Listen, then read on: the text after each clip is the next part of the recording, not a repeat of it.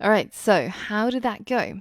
Well, the first thing that we wanted to change was the font color. And we've actually looked at this before, but if you don't remember, it's always a good idea to head over to Google and simply say font color, CSS, and if you prefer MDN or W3 Schools, then just enter that as well. And the first thing we get is the color property, which sets the foreground color value of an element's text content.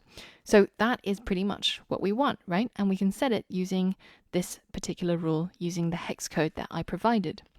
So let's head over to Atom, and inside our H1, let's set the color property to that hex code, which was 66BFBF. And we wanted to do the same for our H2. And for our H3, we wanted the color property to be set as 11999E. So now let's hit save, and we can already see the previews of our colors, which is roughly what I expected. So now if we head back to our website, hit refresh, our website is starting to look very, very nice now. And we've styled some of our titles to the colors that we were looking for. So the next one we were looking for was the font weight. So let's search for that and see what we get. All right, so we've actually got a property called the font weight, and you can see there's a whole bunch of ways that you can specify the weight. For example, the keyword values or the actually numeric values. So in our case, we actually wanted the keyword normal simply in order to get rid of this bolding here and to de-emphasize this subtitle. So let's head over to the H2 and let's go ahead and add our font weight over here. And we wanted to set it to normal.